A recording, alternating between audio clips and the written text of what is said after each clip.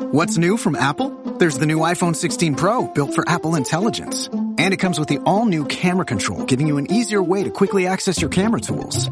The new Apple Watch Series 10 has our biggest display and our thinnest design ever. And this? It's the sound of active noise cancellation, now available on one of 2 new AirPods 4 models. So quiet. Check out all of the new products and new features at apple.com. You can even buy yourself something new. See apple.com for product availability updates. Apple Intelligence coming this fall. Summer's here, and you can now get almost anything you need for your sunny days delivered with Uber Eats. What do we mean by almost? Well, you can't get a well-groomed lawn delivered, but you can get a chicken parmesan delivered. A cabana? That's a no. But a banana? That's a yes. A nice tan? Sorry, nope. But a box fan? Happily, yes. A day of sunshine? No. A box of fine wines? Yes. Uber Eats can definitely get you that. Get almost anything delivered with Uber Eats. Order now. Alcohol in select markets. Product availability may vary by region. See app for details. Thanks for listening to the Red Treehouse, where I tell scary stories to keep you up at night. You can listen to the Red Treehouse on your favorite streaming platforms, including Spotify and Apple Podcasts. Be sure to follow, like, and subscribe. Oh, and leave a 5-star review. You can follow the Red Treehouse on social media, on TikTok, Instagram, YouTube, X, Threads, and Facebook at Red Treehouse Pod. And now you can find the Red Treehouse on Patreon. Join the Red Treehouse community for as little as $3 per month and receive exclusive member benefits, including personal shoutouts, early access to episodes, bonus episodes, and more. Simply go to patreon.com/Red Treehouse. As always, if you have a scary story or topic you'd like me to feature on an upcoming episode, email redtreehousepod@gmail.com. Important note, sources for this episode can be found in the show notes. The Red Treehouse is dedicated to my dad. I love you, Pop.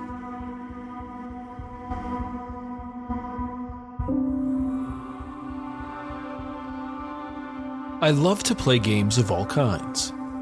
Board games, video games, sports, and more.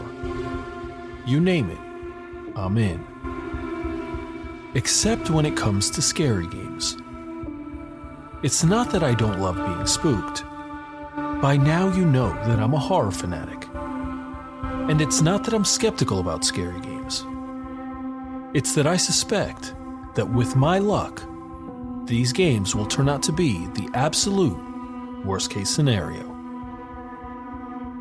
To date, I've covered nearly a dozen scary games from around the world.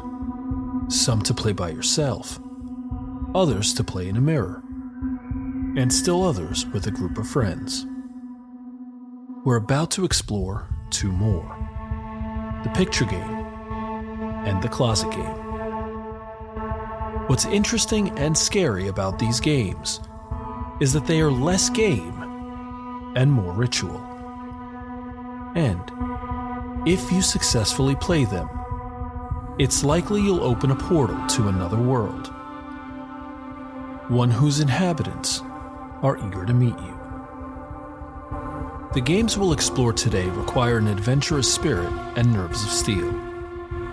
The picture game can be played with friends, but make no mistake, having more people in the room doesn't make the game any less scary. The closet game is played by a single person and combines a few potential phobias into one terrifying ritual. In this episode of the Red Treehouse, we're going to explore 2 more scary games to play in the dark. These games are not for the faint of heart and may bring more than you bargained for. Do you have the courage to play one or both of these scary games? I'll share the details. You decide for yourself. I'm your host, Will. Welcome to the Red Treehouse.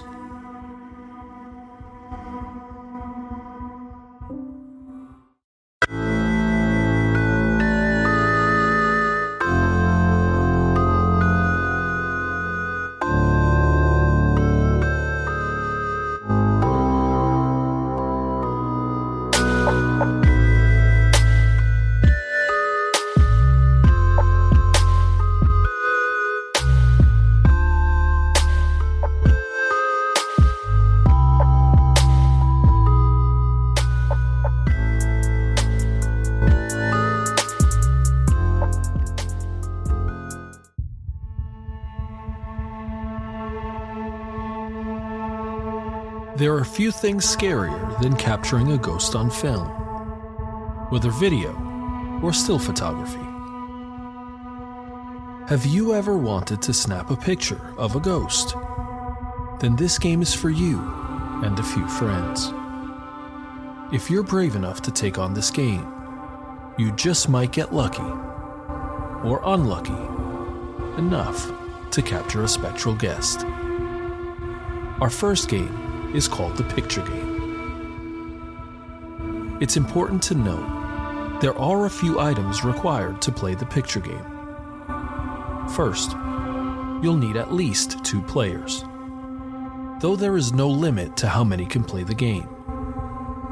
In fact, the more players, the better the game.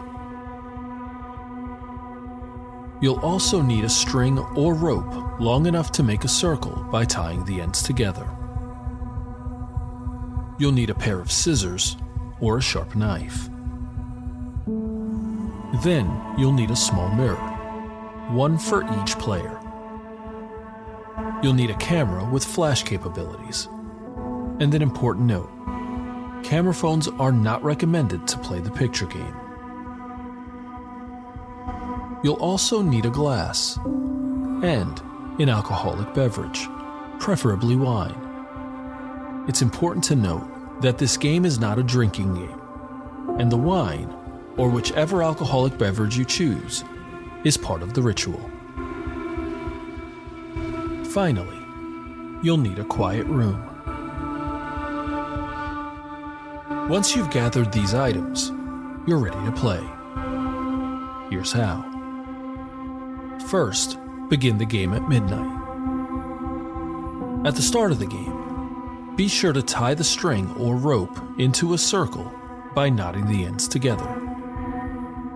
Then, place the rope or string in the middle of the room. Once you've done this, take the glass and place it in the middle of the rope. Then, fill the glass with the alcoholic beverage. Once this setup is complete, have each player sit in a circle around the outside of the rope. An extremely important note: be sure that no one steps into the center of the rope at any time. Players must go around the rope, not over it.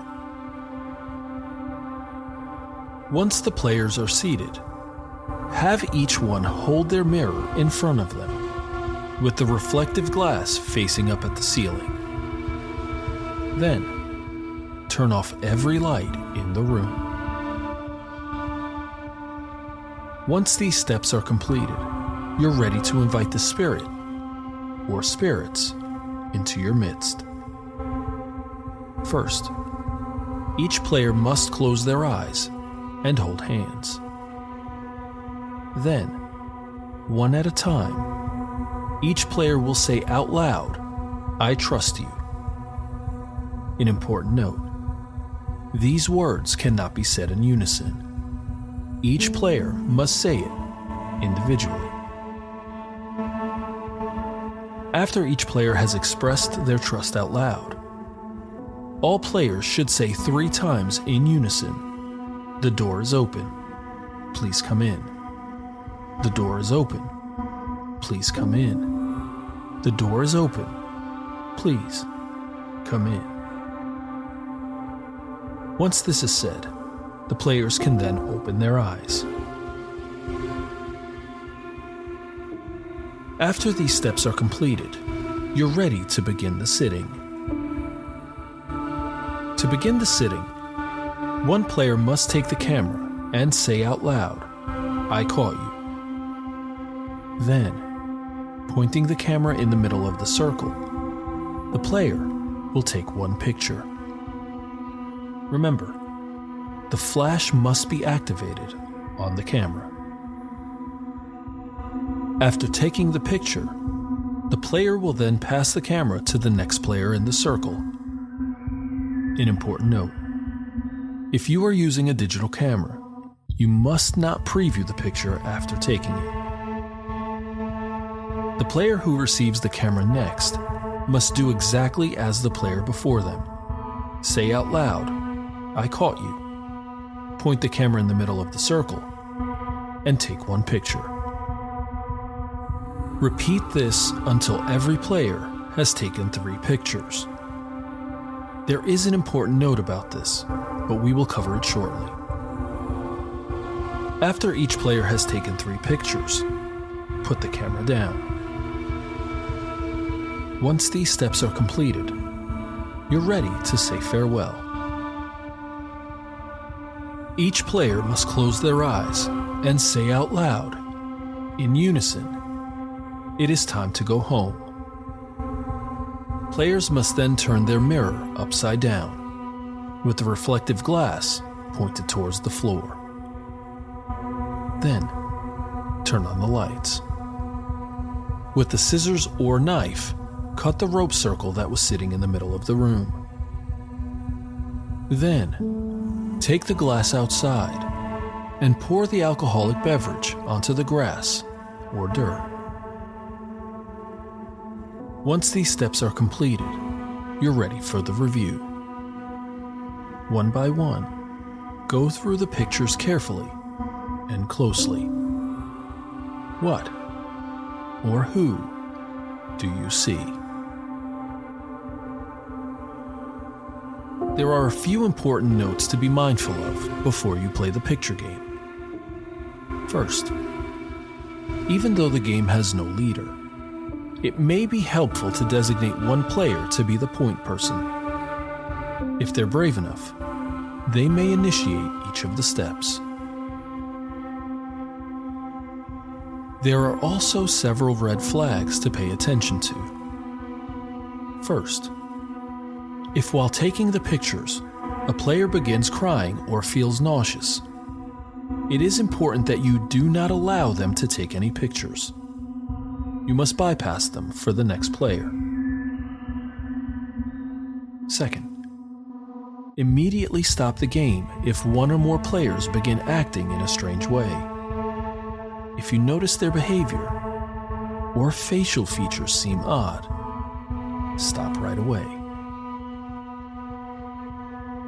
Third, immediately stop the game if one or more players express fear.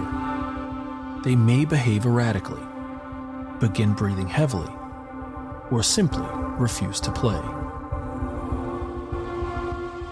If by chance a player exhibiting any of these red flags continues to play and takes a picture, it is important that you do not look at the picture, that you end the ritual immediately, and that you destroy the camera. Though I've never played the picture game, there are those who have. Reddit user Kevin K. Crane posted an experience he and some friends had while playing the picture game.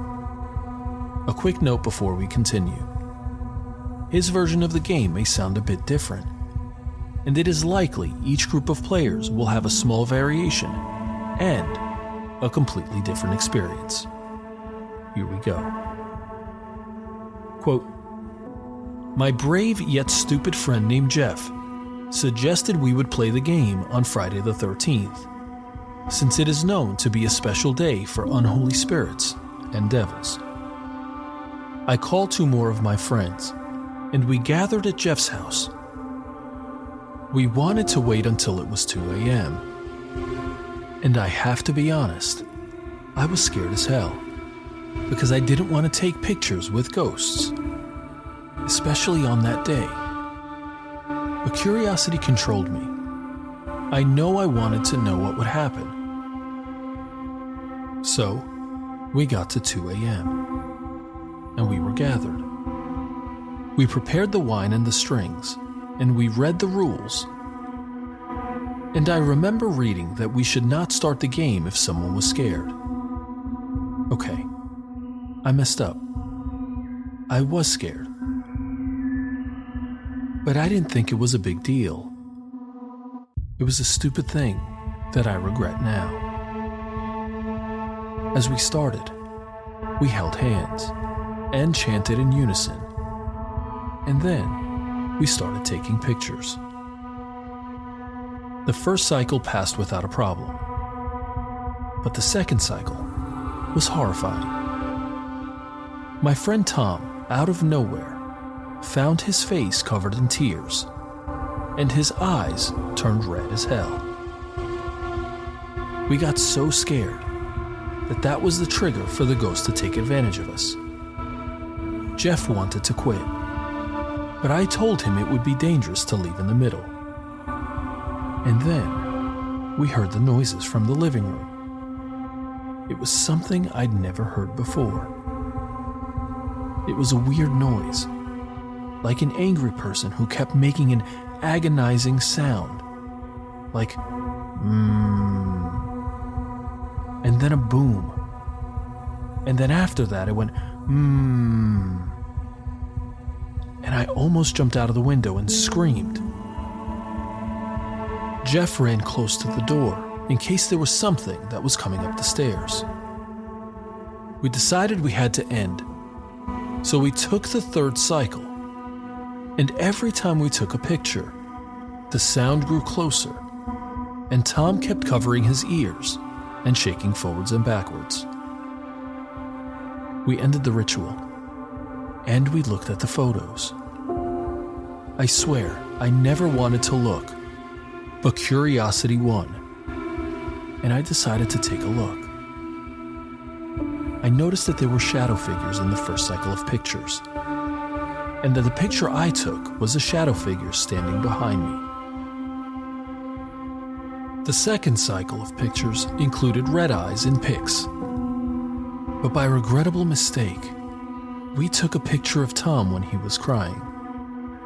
We forgot the rule about not taking a picture of someone crying. I told Jeff I wouldn't look at it, so he decided to look. And suddenly, Jeff, the bravest of my friends, threw the picture on the ground and began screaming violently like a maniac while covering his mouth. I ran towards him and tried to relax him. He kept saying, "Oh my God, oh my God, what in the living fuck was that? What is that, bro?" By now I was terrified from what was happening. Tom was still lying on the ground, and Jeff was having a panic attack. And I forgot to mention my other friend, who literally jumped out of the window after the game was done. He refused to leave the house through the door by the living room. Instead, he just went straight and jumped and ran in the streets. About Tom's picture, I couldn't resist. I wanted to see what made Jeff, again one of my bravest friends, to be so terrified like that. I looked at the picture and immediately regretted that I did. It was far beyond my imagination. It was a picture of Tom, but his eyes were hollow and pure black, and there was a shadow with the red eyes behind him. It was barely smiling, but it looked like it was coming out of Tom's neck. I almost cried. It was scary. I mean, it literally took me 5 days to gather my strength to write about this. We immediately burned the pictures, and Jeff broke the camera and burned it. I will never try such a dangerous ritual again. After all, they say curiosity killed the cat, and it almost killed me. Here are a couple of pro tips if you decide to play this game. First, fuck this game. Don't try to play on Friday the 13th. Trust me, you'll be filled with regret. Second, never, ever, ever play if you are afraid. Third, make sure you have nerves of steel for this game. Fourth, pray that God sends you Disney ghosts that just want to take pictures. And by Disney ghosts, I mean cute ghosts, not evil spirits. Fifth, if you hear any kind of noise in the house, lock the door of the room you are playing in. 6. There's a good chance one of the friends you're playing with might cry. So remember, never take a picture of him or her, or let them take any. 7. If you are the one crying, I'm sorry. There's a chance you will be used by a ghost and become possessed. 8. Make sure you have an experienced friend that knows how to save anyone if they were to become possessed. 9. And this is a massive warning. Never, not by any chance, look at the picture before ending the game. 10. If you feel that you don't want to look at the pictures, then don't. I still regret looking. 11. Curiosity killed the cat and might kill you. Our second game is called the closet game. Before we begin, an important note. The closet game involves the use of a lit match inside a closed closet. Player discretion and caution is advised. And if you choose to play this game, please be sure the closet is both large and empty enough to avoid accidentally catching something on fire. And, if possible, have a fire extinguisher on hand, just in case. The closet game is a solo player game that plays on multiple fears. Nyctophobia, the fear of the dark. Claustrophobia, a fear of confined spaces. And phasmophobia, a fear of ghosts. The setup for the closet game is simple. You'll need a closet and a match. Once you have the closet identified and the match in hand, you're ready to begin. First, start the closet game at night. The specific time doesn't matter. Just be sure the sun is completely down. At the allotted time, go to the room where the closet is located and make it as dark as possible. Be sure to turn off all lights and draw the blinds or curtains. Double check to make sure you have the match. And once you do, go into the closet and close the door. An important note. Make sure there is no light in the closet, including coming in from underneath the door. Once you're in the closet, stand still and silently in the dark for at least 2 minutes. After 2 minutes have passed, hold the match in front of you and say out loud, "Show me the light or leave me in darkness." Then, listen closely. If you hear whispers coming from somewhere in the dark closet, light the match immediately and wait. If you don't hear whispers coming from somewhere in the dark closet, make sure you don't turn around and wait. After some time, open the closet door, walk out of the closet, and close the closet door. But under no circumstances should you look back to see what's inside the closet. In fact, it is advised that you never look in the closet again if you can avoid it. There are a few important notes for the closet game. First, the closet game is one of those games with no clear goal and no prize at the end. It seems to exist solely for the sake of fear. Second, some players have reported experiencing strange occurrences, particularly at night. Phantom footsteps, strange whispers, door slamming, and more. Third, even though the rules explicitly tell you not to look into the closet behind you. If you do, it's possible you'll see two glowing red eyes staring back at you from the darkness of the closet. Though I've never played the closet game, there are people who have. Reddit user Muffin Tay shared a scary experience with some friends. Quote, "I hate paranormal games. When I say hate, I mean hate. For my 15th birthday party, I didn't want to have anything big. I'm antisocial. So I decided to just have a sleepover with a few close friends. It was me and 3 other girls. I won't give their names for privacy reasons. One of my friends had recently heard about the closet game and really wanted to play. I, of course, refused. But the other girls said that they wouldn't mind trying it. I didn't want to look like a chicken, and I didn't want to be left out. So I said that I would try it. Once. First, I wanted to know what it was. She explained that it was a game that could potentially connect you to another dimension by means of the closet. These were the steps. Take a book of matches. Turn off all the lights in the room, including the closet light. Open the closet door.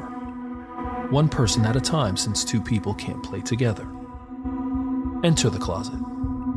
Close the door behind you. Stand in the darkness for 2 minutes facing the door. Take an unlit match. And say, "Show me the light, or leave me in darkness." Listen carefully. If you begin hearing faint whispering, light the match immediately. If you don't hear anything, and the match doesn't light itself, don't turn around. If you don't light the match fast enough, you will be dragged into eternal darkness. So keep the match lit. If it goes out on its own, relight it.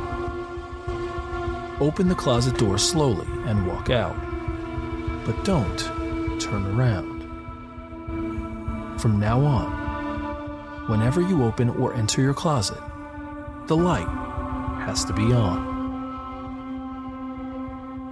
I was scared shitless. I didn't want to play this game. The girl that wanted to play did it first. It lasted for about 5 minutes, and then she came out. She claimed that she felt uneasy, but nothing else. Of course, I should have known that this game was fake, right? The second girl went and came out within 5 minutes as well. She said that she felt uneasy and heard a couple thuds, but that it was probably nothing. I wasn't scared at this point, so I volunteered to go next. I brought a match and entered the dark, cold closet. Shivers went down my spine, and I started trembling. I lied to myself. I was scared. I stood for 2 minutes, then said, "Show me the light, or leave me in darkness." A minute passed, and I was about to say it again when I felt it. Cold fingertips brushing against my arm. I had an urge to turn around, but I couldn't. Then I heard it. Whispering. I quickly lit my match. It was so hard to do because my hands were so shaky. After I lit the match, I slowly opened the closet door and walked out, careful to not break any rules of the game. I dared not turn around. My friends looked at me expectantly, and I told them what happened. My friend that hadn't gone yet was a skeptic and said that she didn't believe me. The other girls were convinced. The skeptic girl was the last to go, and she didn't seem to have a trace of fear on her face. She went in and we left the room until we heard her open the door again. Here's the thing. It took her 7 minutes to come out. Everyone before her, me and the other 2 girls, had only taken 5 minutes. When she opened the door, it wasn't slow. It was like she almost broke the door down. Her eyes were huge as she slammed the door behind her. Then she saw us. She looked shocked to see us, and then quickly regained composure like she was trying to hide something. She looked at us and said that she wasn't feeling well and wanted to go home. We were confused. She was fine before the game. Perfectly fine. She told my mom, and then she got her stuff ready to leave. Before she walked out the door, she whispered something in my ear that I will never forget. Never play the closet game again. It is better to be left in darkness than to see their light. I listened to her, and I haven't played it since. I never saw that girl ever again.